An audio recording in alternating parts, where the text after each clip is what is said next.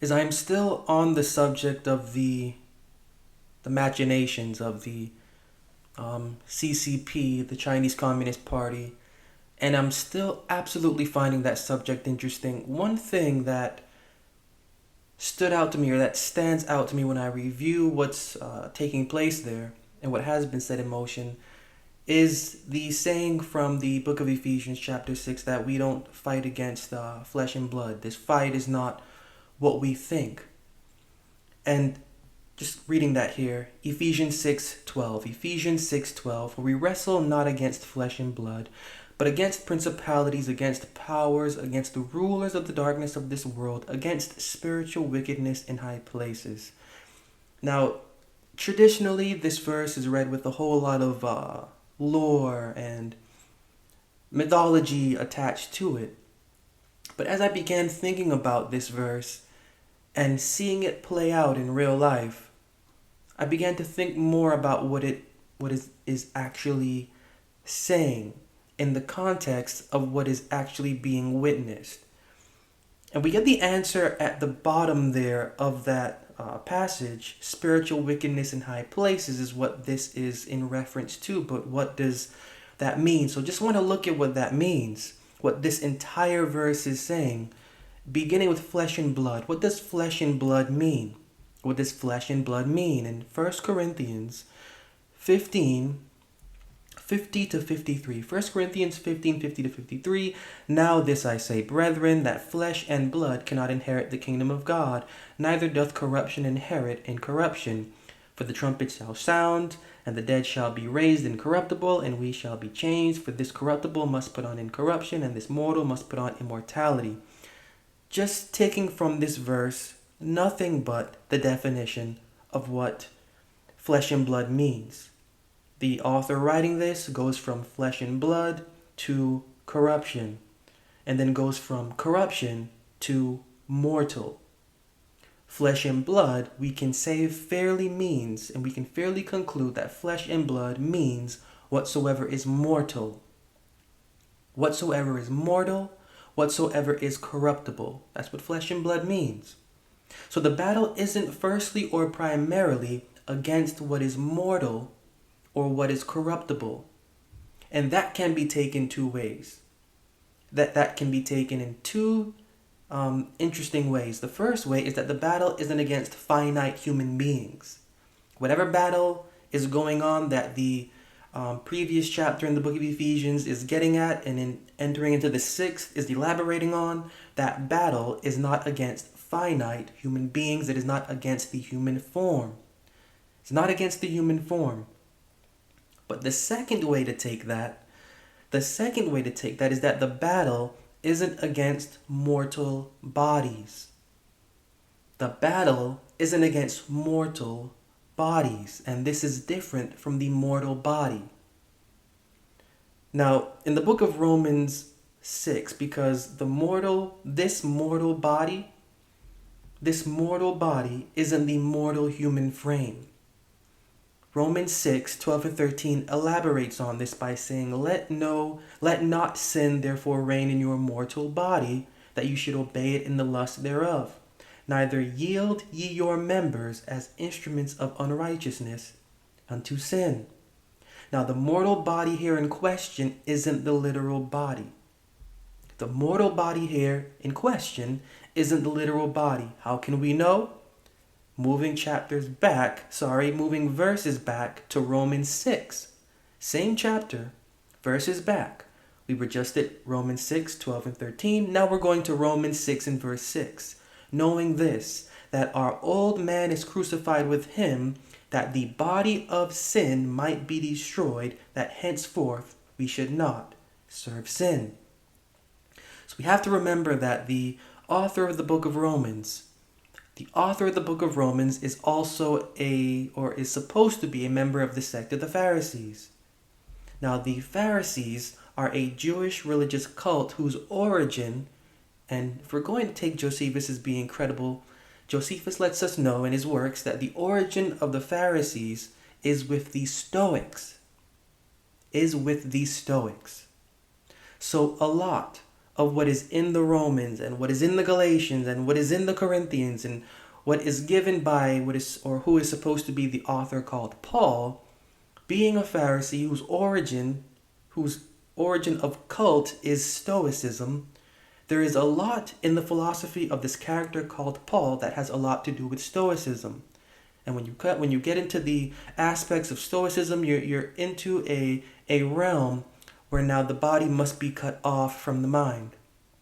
Where the body must be cut off from the mind, and to where now the mind must become central to the logos. This is central philosophy in Stoicism.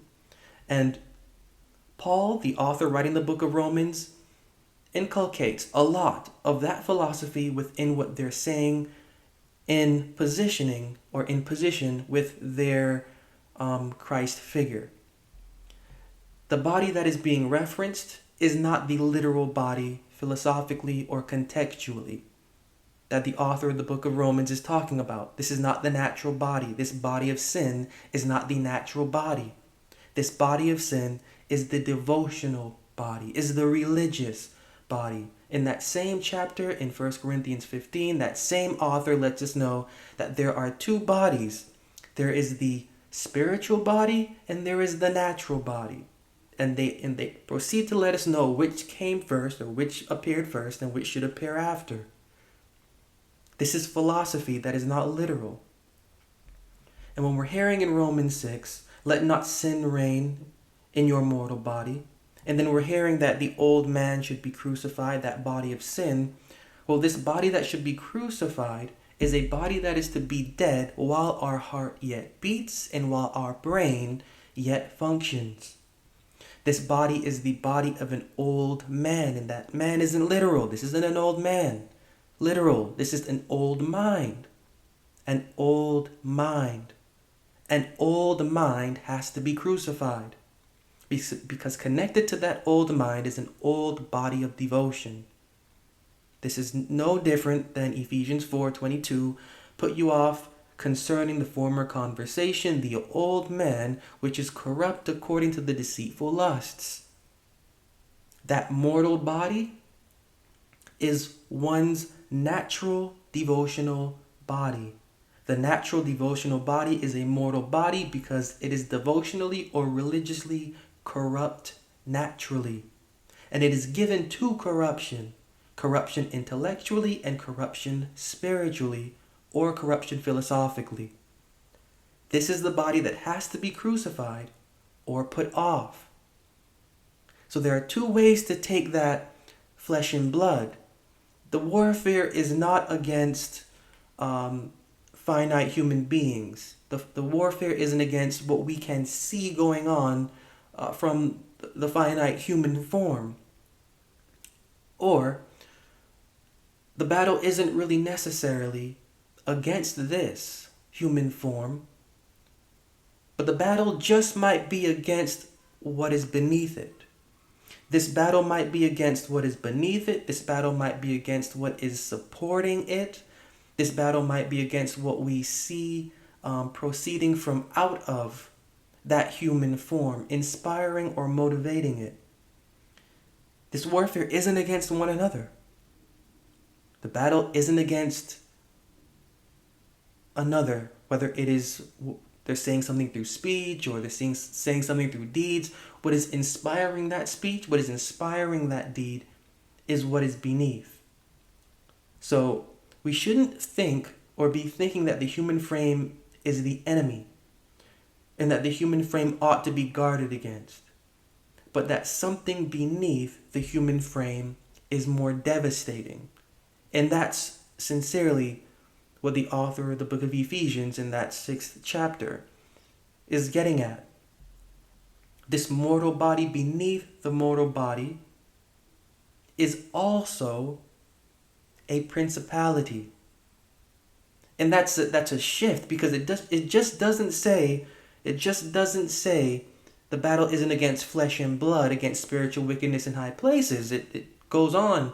The battle isn't against flesh and blood, but against principalities, but against powers. And it's really not simply flesh and blood now. There's a transition here. There's more to what this warfare is against. And what does it mean? What does a principality mean? We'll have it here in the Greek. A commencement or concretely chief of order, time, place, or rank.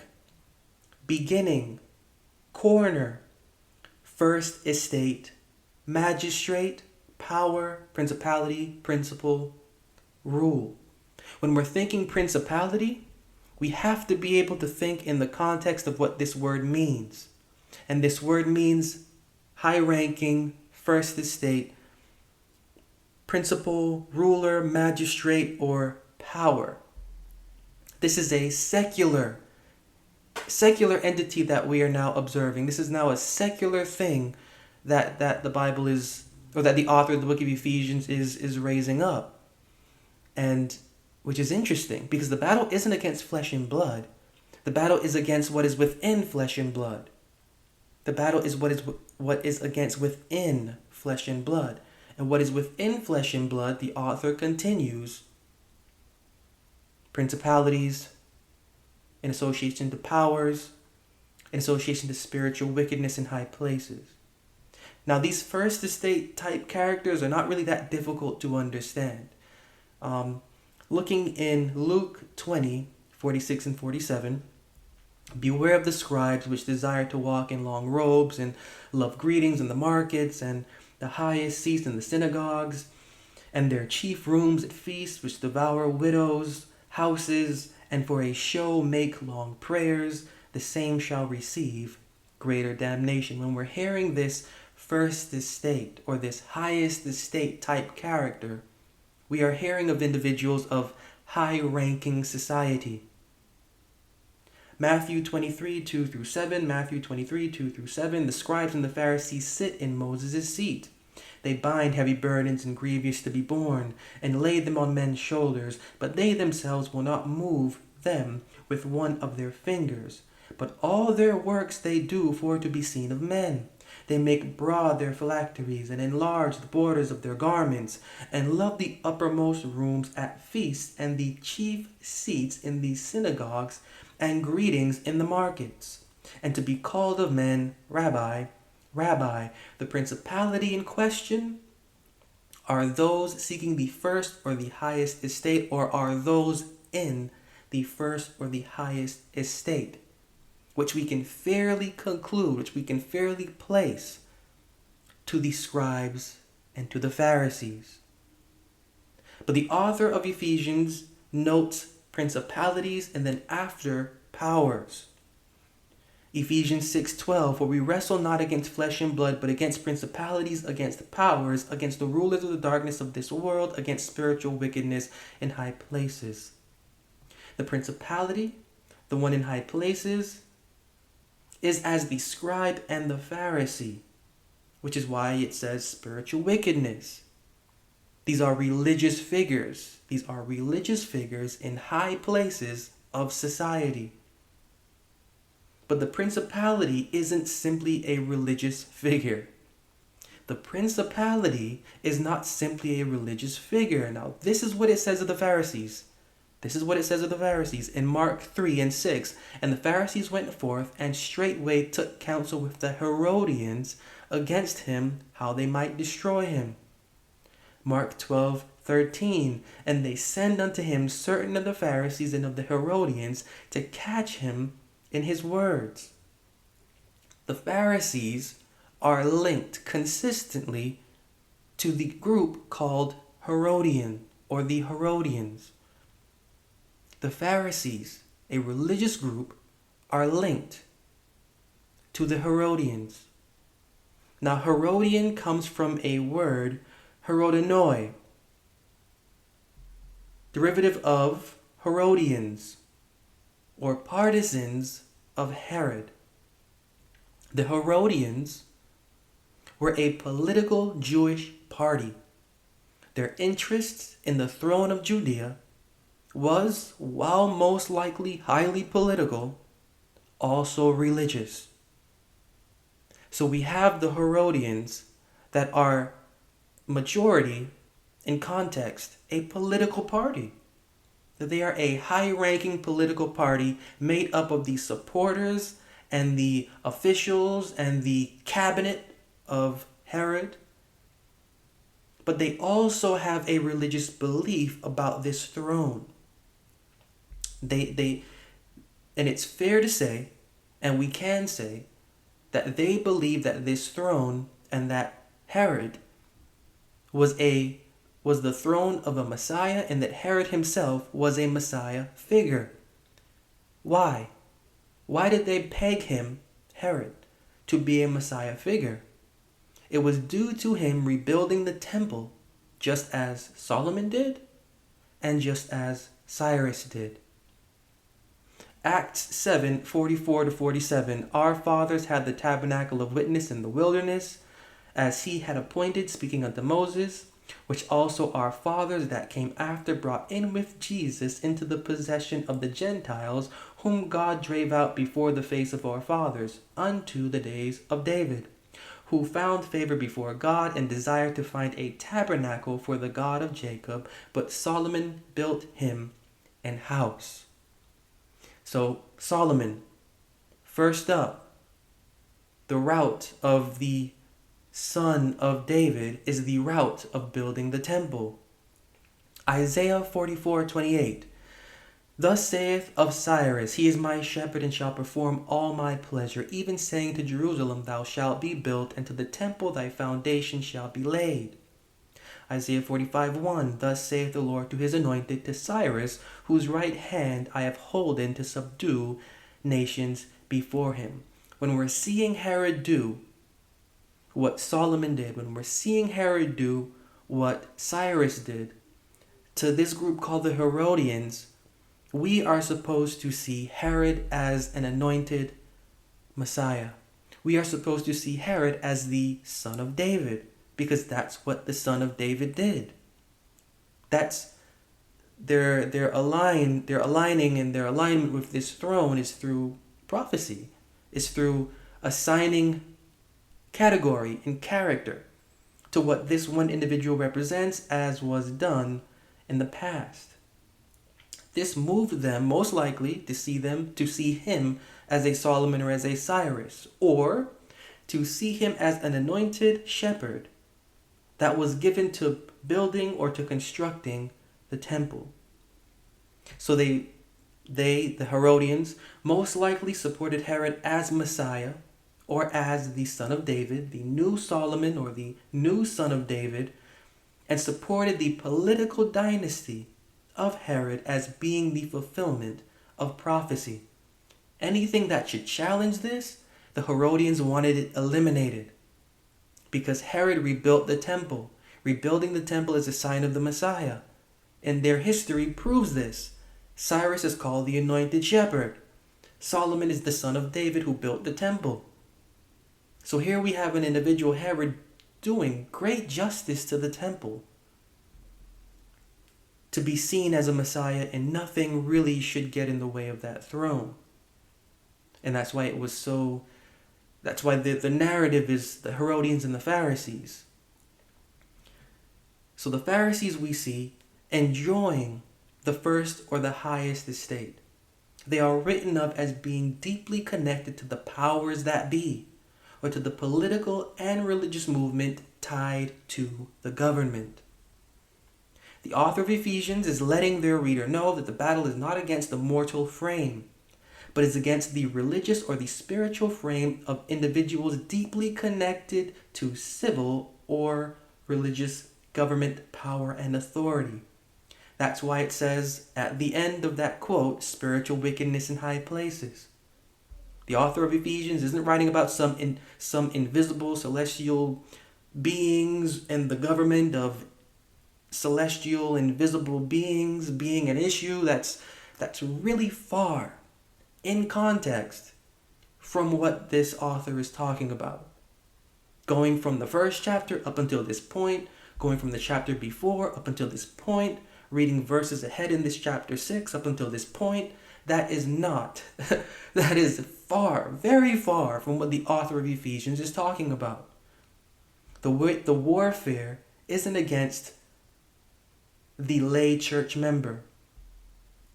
The author of Ephesians is writing that human beings guided by corrupt spiritual or religious bodies who are also of high political rank are the ones that this warfare is about or is against. Lay church members aren't the issue. Followers of experts and of scholars aren't the issue. The issue is against the source or the foundation of their information. Their religious information, which has become religious belief, comes from higher up or comes from high up. The warfare is against the spiritual bodies of those in the first or highest civil, magistrate, or government estate that have power to push spiritual and religious error in the public arena.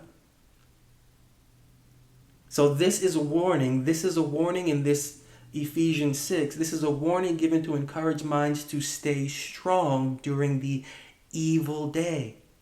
Ephesians 6:13, wherefore take unto you the whole armor of God, that you may be able to withstand in the evil day, and having done all to stand. What is the evil day? Well, it has to be a day connected or related to the warning given by the author of the book of the Ephesians. So in Proverbs 16, verse 4, we read, the Lord hath made all things for himself, yea, even the wicked for the day of evil. The day of evil is the day where the wicked have their moment. Jeremiah 17:17 and 18, be not a terror unto me, thou art my hope in the day of evil. Let them be confounded that persecute me, but let not me be confounded. Let them be dismayed, but let not me be dismayed. Bring upon them the day of evil, and destroy them with double destruction. The evil day is a day of destruction, we can say. Amos 6:3-7 reads, ye that put far away the evil day, and cause the seed of violence to come near. Therefore now shall they go captive with the first that go captive, and the banquet of them that stretch themselves shall be removed. The evil day is the day of the seat of violence. Revelation 2:13-14, I know thy works, and where thou dwellest, even where Satan's seat is, because thou hast there them that hold the doctrine of Balaam, who taught Balak to cast a stumbling block before the children of Israel, to eat things sacrificed unto idols, and to commit fornication.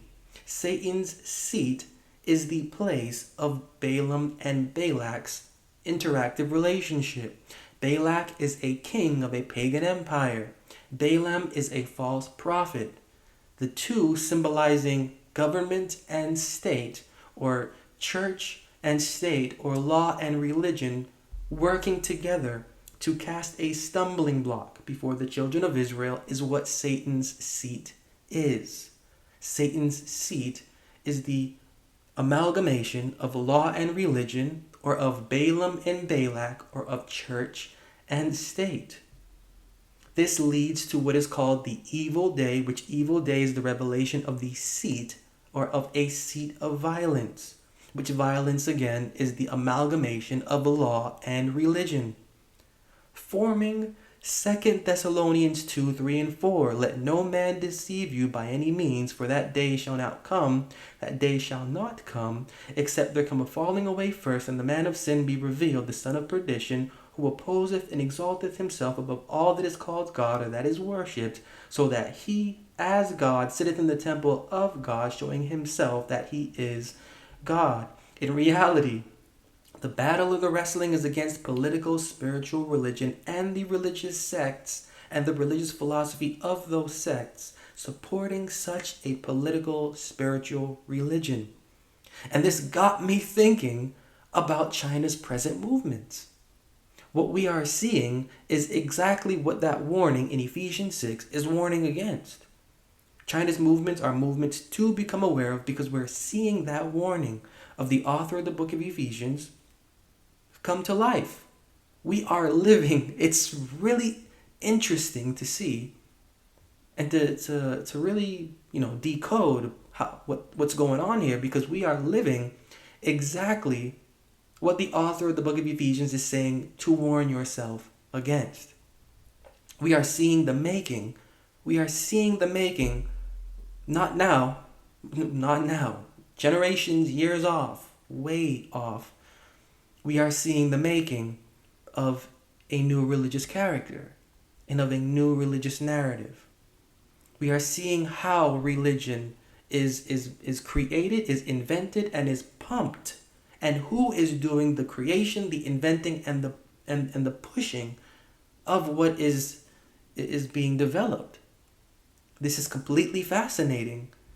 And thinking on how fascinating it was, being reminded of this battle is not against flesh and blood, but against principalities and against powers and against rulers and of spiritual wickedness in high places, that what that author is saying is everything that we are seeing. We're not seeing invisible entities doing anything phenomenal. When you really get down to what that verse is talking about in language and in context, the author is letting us know that political religious figures whose intention is control via government are at work with whatever is going on within them, devotionally, religiously, or philosophically, to push an agenda. And because of that, you individually need to have a particular kind of armor against what is going on within you. Because the warfare is not against finite human beings. The warfare is against spiritual negligence. And not just any kind of spiritual negligence from individuals in high places, in high political places, or in high society, religious and political figures. They are working together as the Herodians and the Pharisees worked together. That's what that warning in Ephesians is about. That's what we are seeing. That's what we are seeing when it comes to the rewriting of the Bible, or the suggested rewriting of the Bible. We are seeing things mapped out in ways that are deviating from traditional folklore. As I began, we usually take this verse in Ephesians to be some sort of phenomenal extraterrestrial thing. But we are living right now, and we are seeing right now that that's not the case. There is a more concrete aspect to this. And although the author of the book of Ephesians is writing in colorful language, they're writing in very colorful language that still trips up to this day. We don't really have to guess anymore about what that language is saying because we can see it. We can see what's going on, even though we may not be face-to-face interacting with it. We are living in a time where it is being broadcasted, the workings and the makings, generations on. An example, us today, living right now, if we had to live thousands of years ago, Apollo would be God, Zeus would be God, and it would be real to us. That would be real. Right now, nobody can convince us if they had to be regenerated or resurrected from 2,000 years ago that Zeus is God and that this is that is. It wouldn't make sense. It's the same thing now. Now we are seeing the formation, and generations on, we won't be able to convince those that will take what is being created as being divine or as being something. The book itself will be a new book, and it will have new followers. And those new followers will be convinced of its deity. Meanwhile, in the past, when we are here alive seeing this, well, it's a different story. And that's really what we have to pay attention to right now. Paying attention to what we are actually seeing transpire. We are seeing the makings. We are seeing the makings, and it's nothing phenomenal. There is nothing phenomenal going on. There's nothing celestial. There's nothing divine about what's happening with China and their movement. There's nothing. It's the speech of the author in the book of Ephesians is very clear. We just have to be able to understand their context and get down to the language to escape the traditional barriers that have our minds locked into them. Because the author of the book of Ephesians they know what they're talking about. We at this time, we don't know what they're talking about, so we need to do some research. And when you do the research, and when you do line that up, well, what you see is something very interesting. You do see, actually, some sort of spiritual wickedness in high-ranking places. Some sort of religious or philosophical error in high-ranking places concerning magistrate, concerning power, concerning civil authority. And we're seeing that such spiritual, religious, or philosophical negligence is the one pushing religious narrative. And religious narrative for the sake of government agenda. And that evil day that all of this warning is about is a warning concerning that government agenda appearing or manifesting in fruition, to where the seat of law and religion, or of church and state, are married. And being married, well, that's when the true oppression on conscience takes place.